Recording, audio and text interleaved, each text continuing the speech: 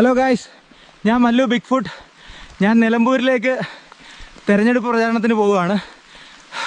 ഞാൻ വഴിയിലൊരു ചക്ക കണ്ടു, അത് തിന്നിട്ട് മുന്നോട്ട് പോവാം.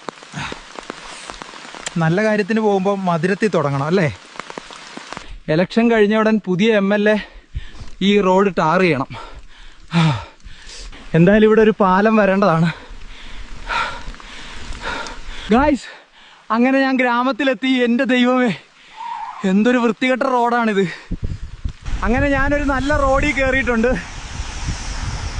നമുക്ക് ആരോടെങ്കിലും നിലമ്പൂർക്കുള്ള വഴി ചോദിക്കാം. എടേ, ഇത് ഏത് വഴിയാ നിലമ്പൂരേക്ക്? ഒന്നും നോക്കണ്ട, ഈ റോഡിൽ നേരെ വിട്ടോ.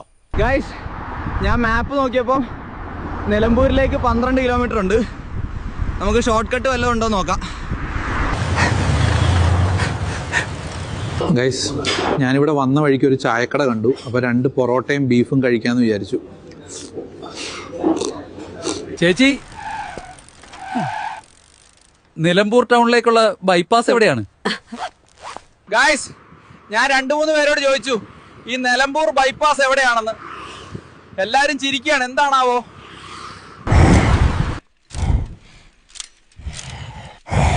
സുഹൃത്തുക്കളെ, ഞാൻ ഒരുപാട് നോക്കി ബൈപ്പാസ് കണ്ടുപിടിക്കാൻ. ഒടുവിൽ എനിക്ക് മനസ്സിലായി, ഇവിടെ ബൈപ്പാസ് ഇല്ല. ഗൈസ്, ഞാൻ പാർട്ടി ഓഫീസിലെത്തി.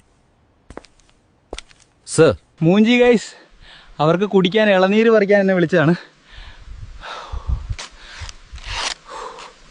സുഹൃത്തുക്കളെ, ഞാൻ തിരിച്ചു പോവുകയാണ്.